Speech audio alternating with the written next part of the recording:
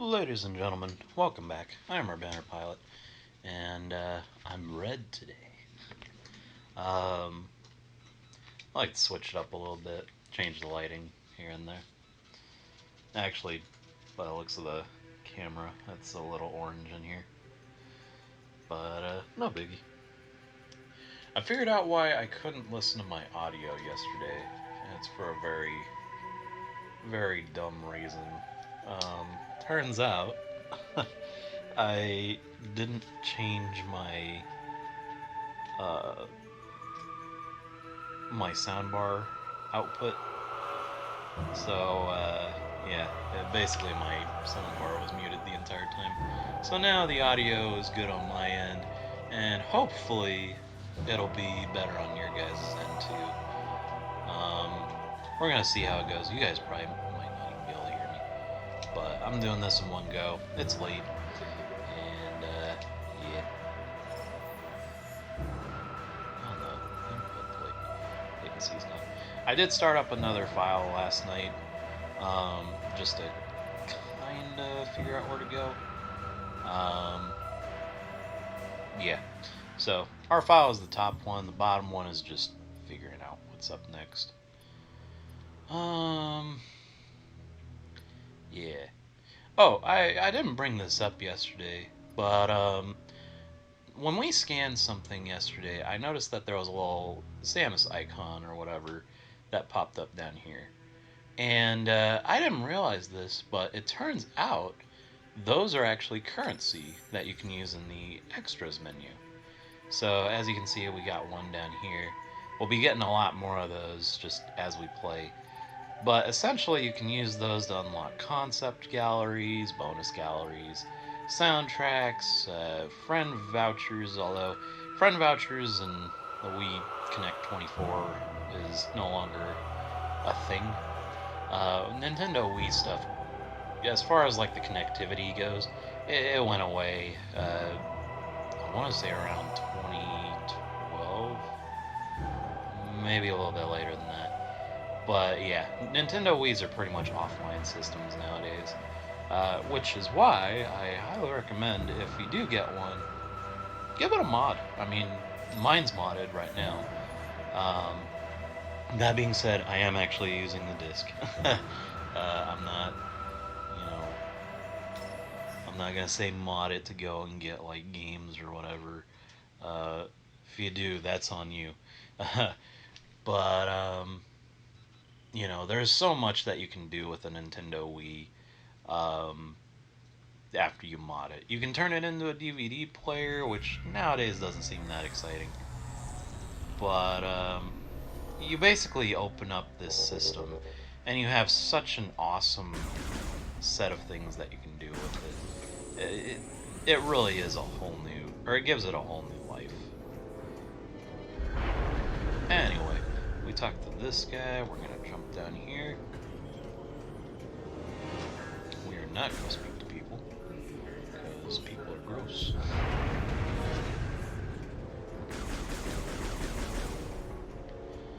So I was messing around with the combat because right now we're actually starting our fights.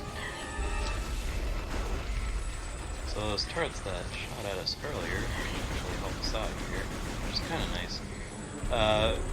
Space pirates are like normally a mid-game type of enemy that you come across. So kind of weird to see them just pop up or at the very beginning. They're just as strong as mid-game enemies too. Actually, they might be a little bit weaker, but regardless. Kind of look inside here. This is the space pirate ship. Apparently, you can't aim that far up though.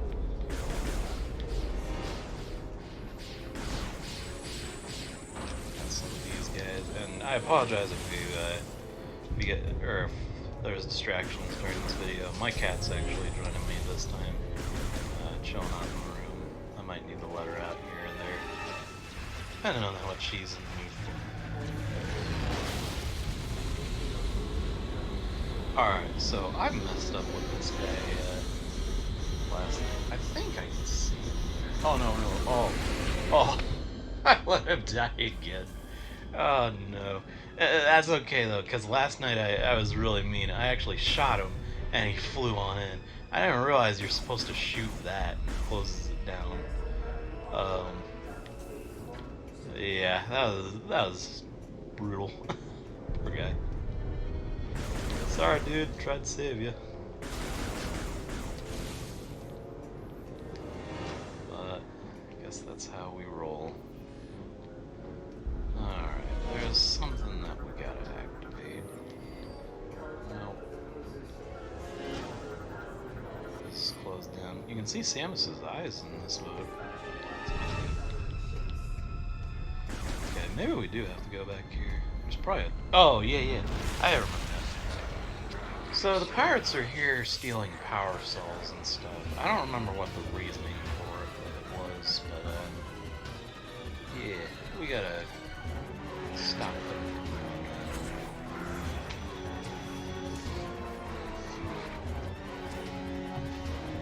Sorry, checking to see if my cat was doing something.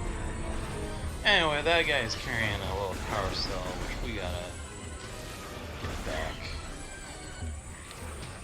Try to, anyway. And if you kill him, the other guys are gonna take it from you too. Unlike the last encounter, these guys won't like run off with it if you don't kill them in time. We blasted this guy's armor off. That's gonna be pretty important too. Oh, he's got telekinesis. Something. But yeah, as you can see, that guy had armor. Now we're finally damaging him, and he's dead. So you walk over these, pick them up. These are a pretty big part of the game. Basically, they're used to progress for the most part. I think later on in the game we have to collect a bunch of them for the final stage. But that is about it. Anyway, motion gimmick, so push it in, twist, boom.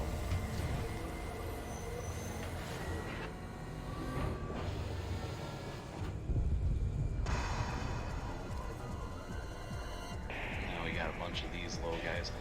I am refraining from scanning these guys. Like I said, I wasn't gonna do 100% this time around. It just doesn't seem feasible considering I haven't played it before. I'll do 100% next time. But for now, it's just kind of a normal play. Anyway, that opens up, so we're getting the heck out of here before they kill us.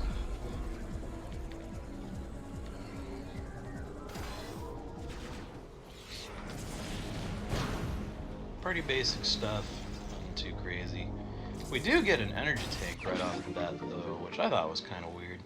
Normally, you know, it takes a while for us to get that.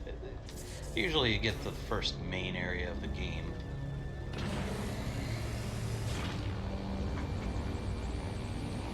Anyway, it's gonna shoot us out into some other area. Oh right, I remember now. So this area is kind of experiencing some power issues.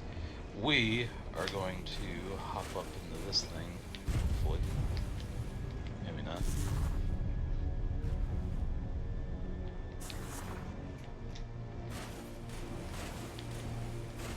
Oh, maybe we gotta scan it first. Oh, right. Gotta scan that. Then we can jump up into it.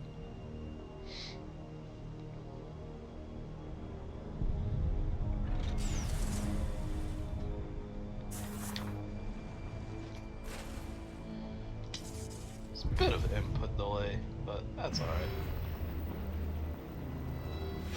Anyway, that's an airlock, so it's gonna open up here in a minute. We're gonna go flying out. Last night I actually like gasped because I was like, oh no, I killed myself or something in this part. Because I'm sure there's instant death points like that in this game. I'm not sure where at though. But yeah. Anyway, it's gonna seal off.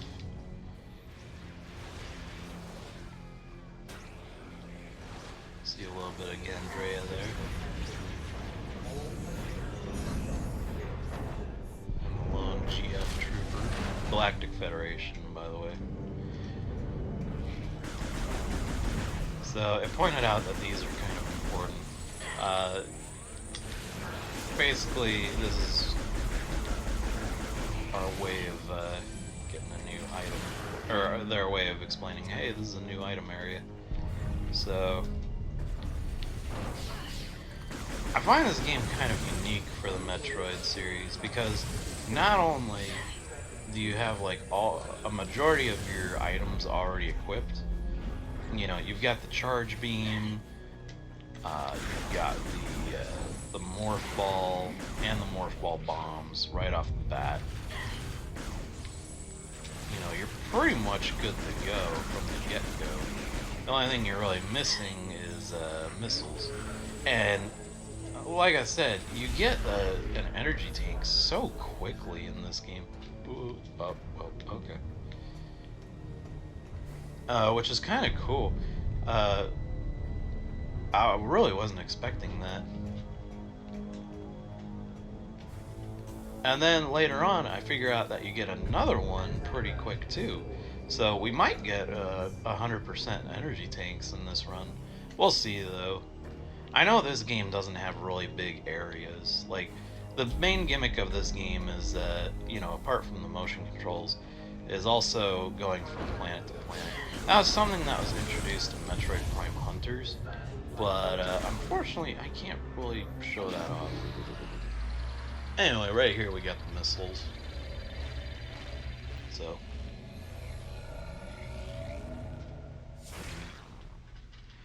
not sure why it turns your gun blue up. It looks weird.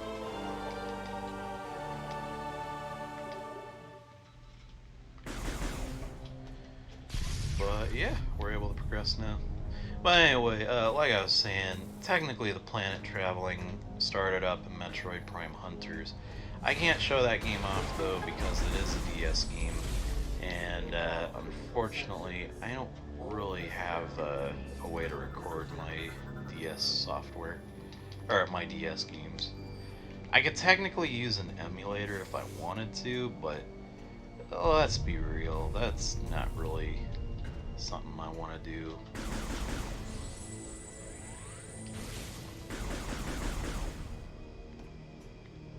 Did I do something wrong?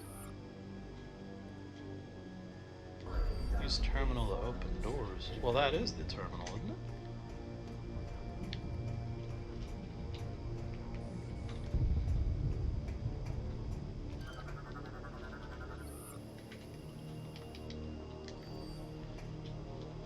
Oh, right. I forgot about that. I got stuck there last night too. I was like, man, I know I can open it.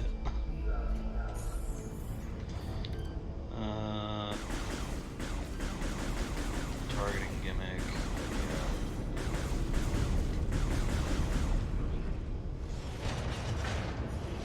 Yeah. Here's another one of those, oh, you're playing on the Wii type of things here. Constitutes as a puzzle. It's not really a puzzle though. Anyway, you wait for one to go unshielded, you shoot that one. You shoot them all in sequence. It's a little laggy in terms of puzzle. But you want to shoot them before they get close to you. You can't just walk past them, otherwise they zap the snot out of you. Shoot him, he goes down. Couldn't save the trooper, unfortunately. But his sacrifice will not be in vain. And over here they give you a save station. Kinda weird placement, but whatever.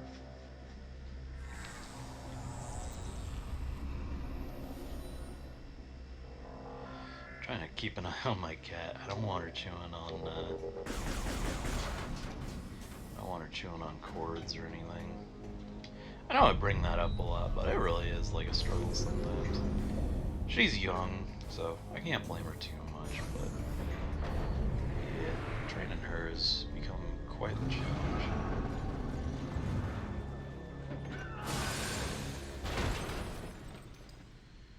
Got a dead guy over here.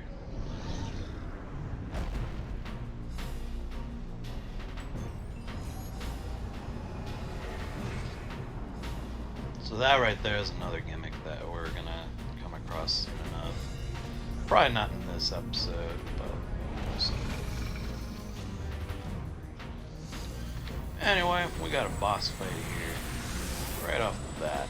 Not a very hard boss though. Shoot these things.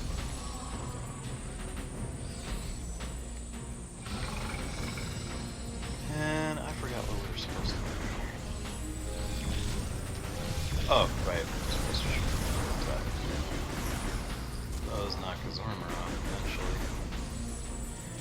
Pretty easy boss, if I do say so myself. Which is how a first boss should be.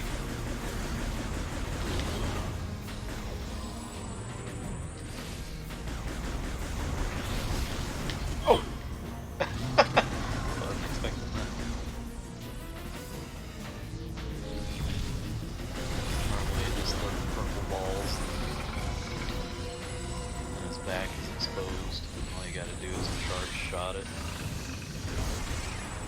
It's got a red spot. I don't know what to do.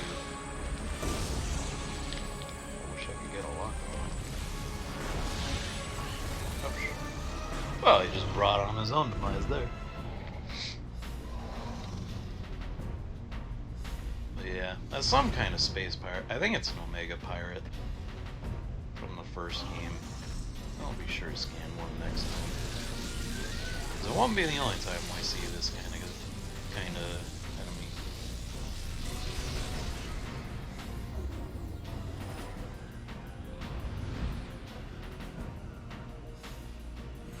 Oh no, look out.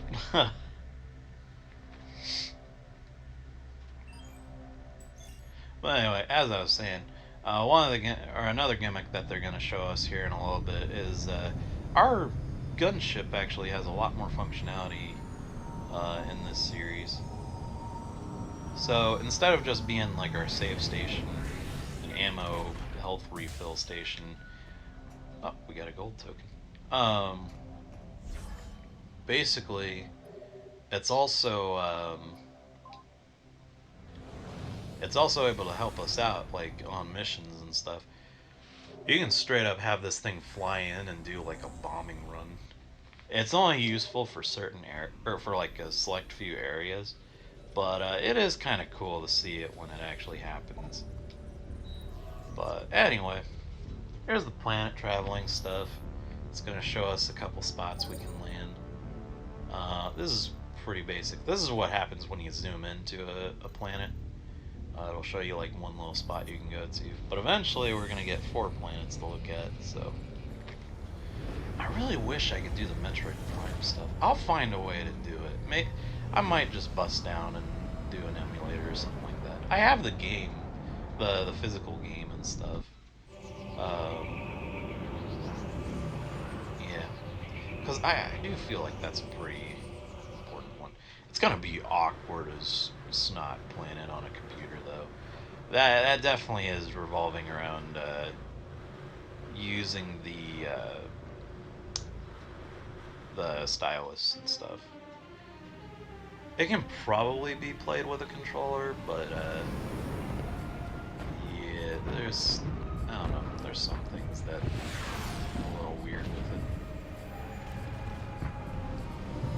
Anyway, we fly down to this planet. I forgot the name of it. Norium, yeah.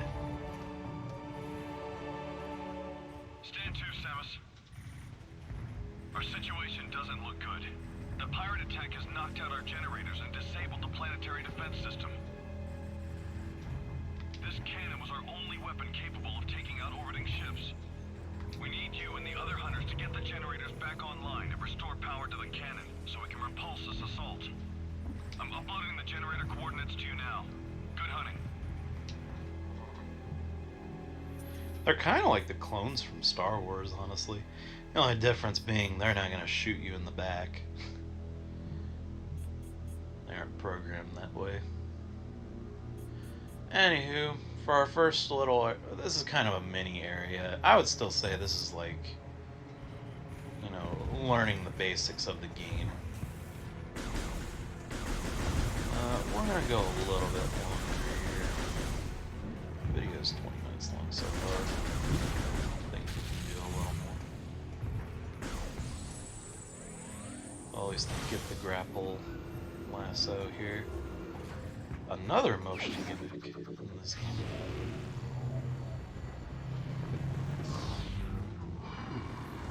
The main reason you can only play this game with the Wiimote and nunchuck, because in this game you use the nunchuck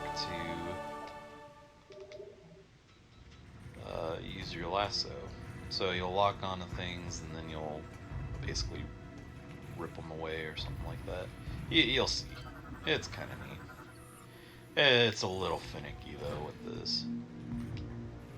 Also, I don't like the fact that I had to scan that and then I have to do this. I get why they do it, but it just seems like an added step. So let me scan the button and let me go on through. Or if you're gonna make me do the motion stuff, just make it available from the get-go. Oh. Pull the Star Wars. That guy was shooting at me before I even opened the door.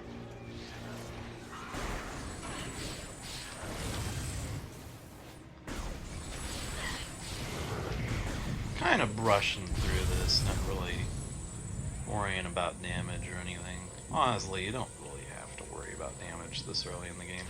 Anyway, there's one of those lasso things. You thrust it forward to make it go out after you lock on, obviously. And then you pull it back, or you yank it back in order to get it to tear the thing off. It's weird, it's not, it doesn't feel right in my opinion, but whatever. Got some more of these guys. If I can.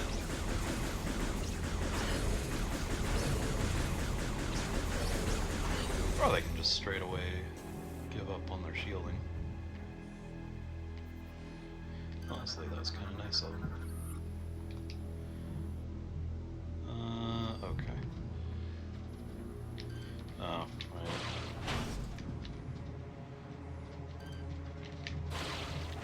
It's so dark in this area too. Maybe it's my TV or the software, but it definitely looked dark there. Can't really see what you're supposed to be doing.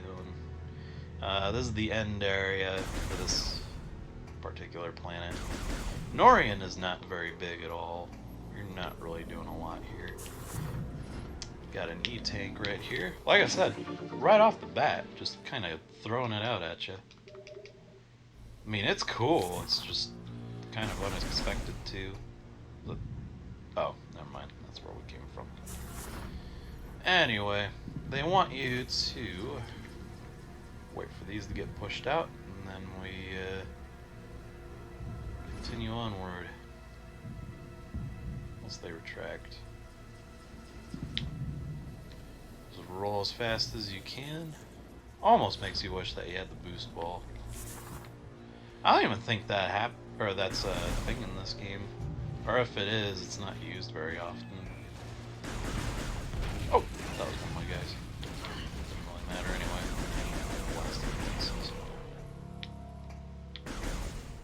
Missile door. You can tell because it was red.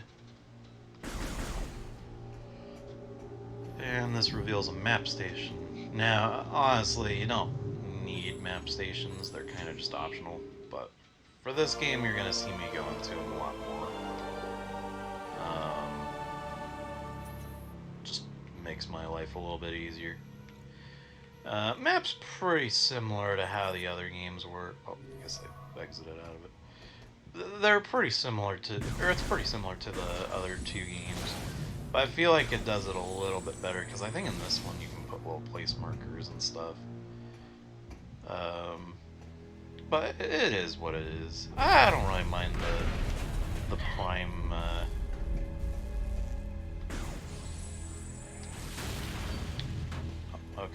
the Prime map system anyway. I think it's it does its job well. So we're gonna duck here. Whoa. Ah, there's mines here.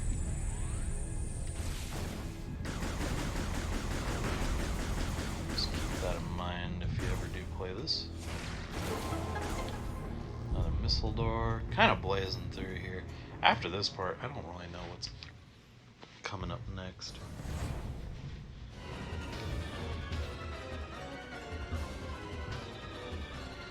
I'm happy I do have a little more to talk about in this playthrough. It's also just kind of new to me too. I mean, like I said, I haven't beaten this game before, and I haven't played much of it. In fact, after Norian, I think that's pretty much as far as I've gotten in this game. Okay. Oh! Motion gimmick. So you can grapple onto their shields and stuff like that, and rip them out of their hands. Not very exciting. Kind of clunky at times. These were a pain in the butt last night. They didn't kill me, but I really hope they don't get any stronger than what they have right here, because boy oh boy.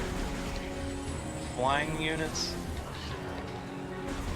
with motion controls is not easy to take down. They duck, or they move out of the way of your charge shots so much. And when you lock on, as soon as they do that little dash thing, you lose the lock on. So you're constantly having to fight with your targeting reticle.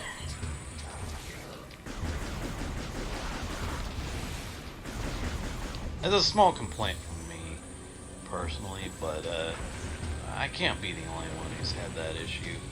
It just seems so weird. Anyway, they're gonna make us shoot this dropship here. This is kind of cool. I always like the idea of shooting down infantry vehicles in games. Like in Halo 2, that was a big deal. That was a big deal to me, like being able to shoot down the Phantoms and stuff in Halo 3. I always thought that was amazing.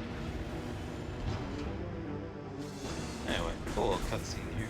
Shows off one of the other hunters.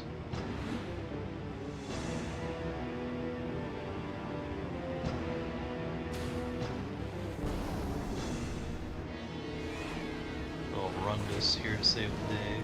Might as well be Iceman from the X-Men though. Just cooler looking. These pirates are more fragile than they appear.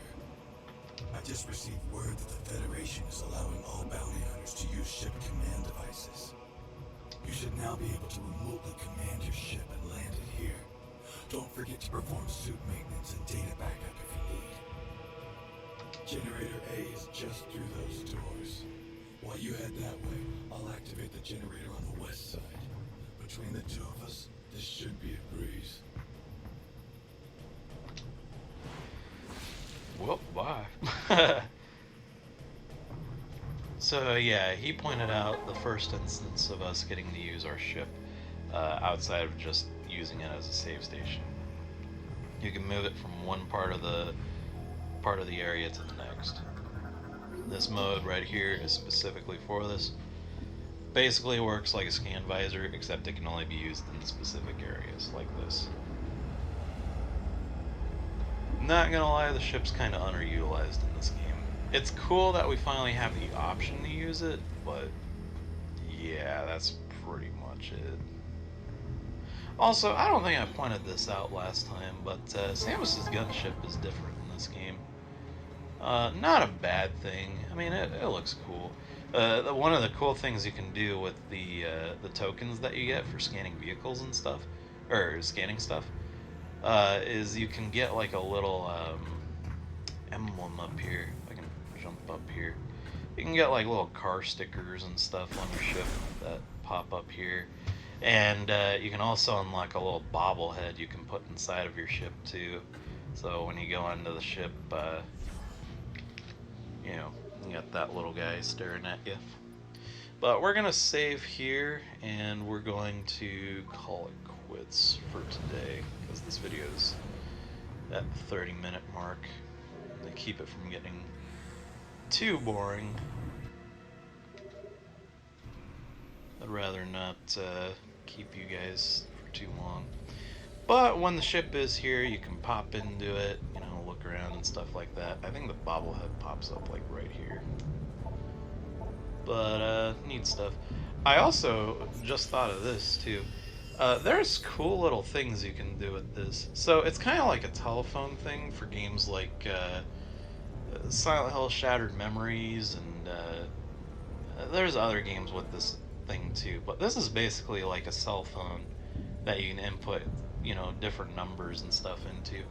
Obviously, it's mostly used for plot devices, but there are certain codes you can put in that will enable audio logs and stuff like that. There's one in particular that's from, I think, Satoru Iwata, the former president of Nintendo. Unfortunately, if you don't know, he's passed away not too long ago. But he left quite a legacy. I don't know if it was Satoru Iwata's message or if it was one of the developers' messages in this, but you can put in you can put in these symbols in a certain way, and it unlocks it as like an Easter egg. There's also an audio or a text log that you can unlock as well. I don't know if it's through this or if it's through something else, but that in itself was really cool too. A lot of people were assuming that was going to be the next Metroid game because it mentioned something called Project Dread. I mentioned this in Metroid Prime 2 as well. That was kind of the first example of it. Metroid Dread is this theorized sequel to Metroid Fusion, which is technically the last game in the canon right now. We're still waiting for a sequel to that. But hopefully it'll happen soon enough. However, originally it was presumed by fans that Metroid Dread was the next one after Metroid Fusion. Unfortunately, I don't think that really came to fruition. I think Project Dread was just some teaser for something else or whatever. But regardless, it's kind of a cool little Easter egg that they popped in here. And I'll be sure to bring up these audio logs before the end of the game, because those are really cool. You know, I may not be doing a 100% run through for this game, but I do want to show off some of the cooler things in the game. I do think that this is a decent Metroid game, regardless of how I feel about the motion controls. I do hope that they re-release this on the Switch though, but I hope that they give us the option to use controllers and stuff that don't have motion gimmicks. Heck, just yesterday I was gonna try out Splatoon, but I couldn't because it uses gyroscopic controls, and unless I wanted to take off my Joy-Cons from my Switch, yeah, it wasn't happening. I always play with an Xbox controller because I have the adapter that allows me to do that. It's just more comfortable in my opinion, and it saves me a butt ton of money on buying like a pro controller. So, but the point is, you should have an option on like console games specifically. If you don't want to use the gyro controls, don't make us use the gyro controls. Give us the option to just use normal controls. That's all I'm asking. It's a little gripe of mine, but that's just how I feel. Anyway, with that being said, we're going to go ahead and call it a day. So, thank you guys for watching. You guys have a fantastic day, night, wherever you may be. I can't set this down without it, you know, going all over the place. Look at those sexy legs. All chrome and... yeah, that was really weird. I apologize. You guys have a good night.